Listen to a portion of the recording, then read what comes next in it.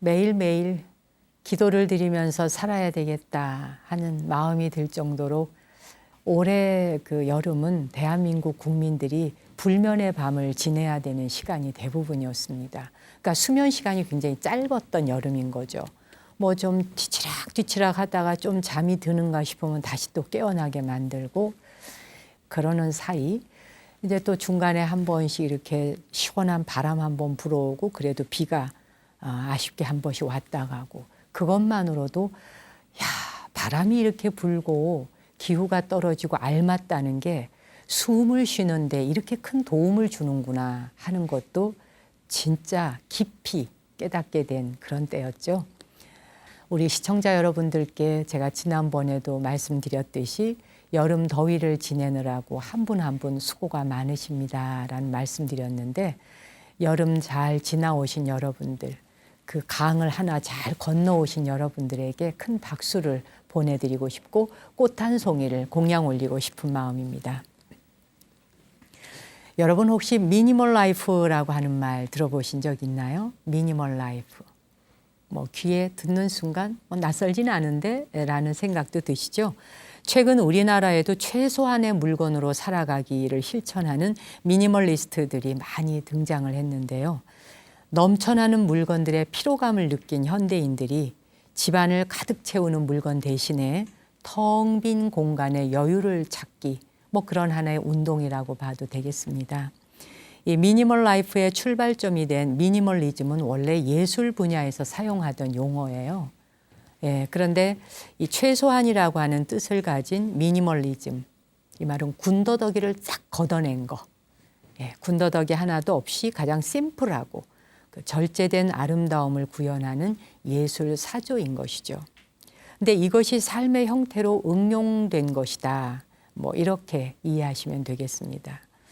사실 미니멀 라이프의 유행은 어디서부터 시작되었을까? 여러분이 깊이 생각해 보신 적 있는지 모르겠는데요. 제가 미니멀 라이프 이 단어를 듣는 순간 사실 이게 우리 스님들의 삶이었는데 원래 불교의 삶이 미니멀 라이프거든요. 부처님 당시에서부터 보면은 가사 하나, 그 의상은 그저 그게 다죠. 가사 하나 걸칠 수 있고 그리고 공양 매 끼니 때마다 밥을 받아 먹을 수 있는 바루대 하나, 그리고 앉아서 수행할 수 있는 그 풀로 만든 방석 하나 정도, 또는 뭐 비와 바람을 피할 수 있는 덥고 추운 걸 피할 수 있는 그런 공간, 의식주가 해결되면은 그만인 것이죠. 그러니까 살림살이가 아주 단순 심플할 수밖에 없는 거예요. 그래서 어느 곳으로 이동을 해도 뭐 짐보따리 때문에 이 끌고 돌아다니느라고 고생할 일 없고 짐을 풀었다 다시 쌓다 쌓고 풀고 빨고 정리하고 이러느라고 보내야 되는 시간이 거의 없는 거죠. 그러다 보니까 그냥 수행하는 시간에 온전히 바칠 수 있고 의식주는 아주 간단하게, 이게 이제 뭐 전국 사실 전 세계 불교에 퍼져 있는 비슷한 삶이거든요. 어쩌면 이 미니멀 라이프가 이렇게 스님들의 바랑 생활, 그 의식주 해결하는 것, 이걸 보고 배운 게 아닐까라는 생각이 들고 사실 거기에서 기원을 했을 거예요. 근데 이것이 우리나라보다 일본에서 먼저 열풍이 시작됐습니다. 그 이유가 있어요. 어떤 계기가 있었는데 2011년 3월에 일본의 그 도호쿠 지방을 강타했던 동일본 대지진, 혹시 기억나실지 모르겠어요. 정말 관측 이래 최대 규모이면서 최악의 지진으로 기억이 되는 2011년 대지진 이후에 일본 사회에서는 굉장히 아주 큰 변화가 일어나게 됩니다. 지진이 한번 휩쓸고 가면은 다 망하잖아요. 뭐 다 모든 걸 상실하고 잃게 되죠. 그러는데 매번 같은 식으로 삶을 살 수는 없는 거거든요. 자연 재해를 겪고 나면 이 가치관이 바뀌고 살아가는 삶의 중요도의 순위가 완전히 바뀌게 되는 겁니다. 그래서 그 일본 NHK 드라마에 출연을 해서 미니멀 라이프를 몸소 보여주면서 화제를 모았던 일러스트 작가 유루미 씨가 언젠가 인터뷰를 하는데 그런 말을 하더라고요.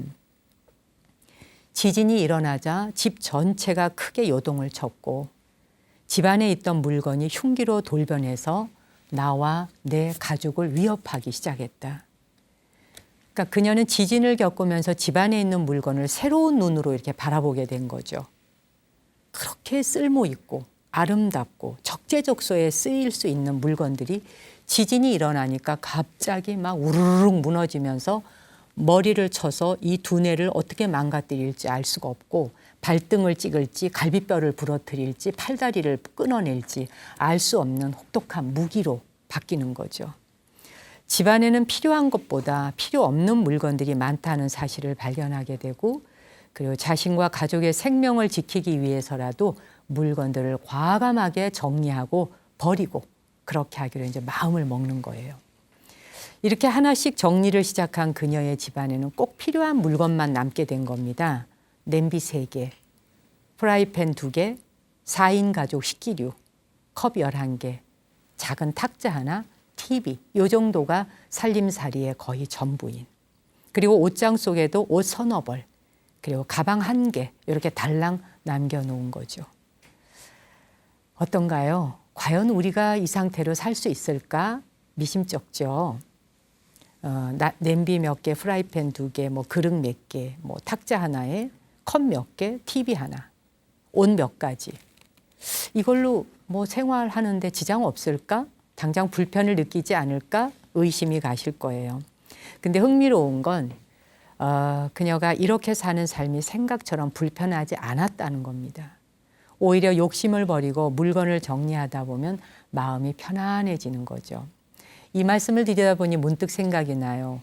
오래전에 제가 중국 4대 성지 순례를 갈 때 함께 갔었던 스님이 저와 한 방을 쓴 그 룸메이터인 스님이 아무것도 짐이 없이 그냥 여기 이제 수대라 그래요. 스님들 이렇게 어깨에 매는 거 작은 가방 하나 그거 하나 달랑 메고 나와서 무려 거의 1달 가까이 순례를 다니는 거예요.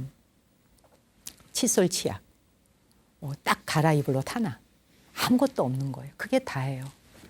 그래 여행 중에 훨씬 피로감이 덜해지죠. 갈아입을 거 없고 뭐 그냥 단순하니까요.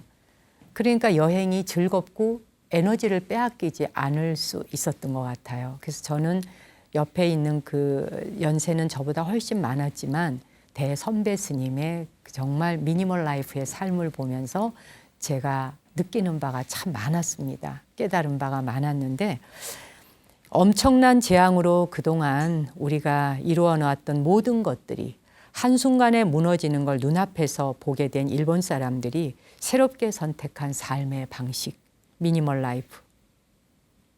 어쩌면 꼭 필요한 것만을 소유하면서 사는 것, 이건 자연계에서 당연하게 살아가는 규칙이 아닐까 싶어요. 그동안 우리가 그렇게 살지 못하고 있었던 건 아닌지 돌아보게도 됩니다. 오늘은 여러분이 있는 집안과 사무실, 일터의 공간을 한번 쭉 훑어보세요.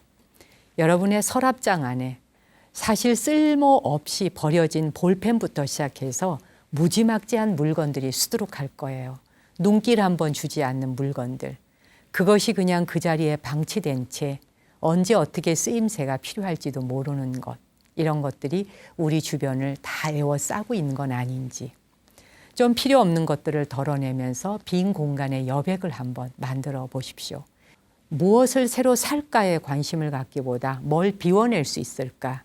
그걸 먼저 생각할 때 우리 삶은 좀 더 풍요로워지지 않을까요? 삶의 질을 높이는 방법으로 가을에는 좀 더 확 덜어내는 조락의 계절이라는 말을 하잖아요. 비워내고 덜어내는 계절에 우리도 주변을 한번 돌아보면서 다 덜어내고 살림살이 세간 살림살이뿐만 아니라 우리 마음 안에도 필요 없는 감정들을 너무 켜켜로 꾸역꾸역 넣어놓고 있는 건 아닌지 저부터 한번 살펴보면서 기도하는 마음으로 덜어내겠습니다.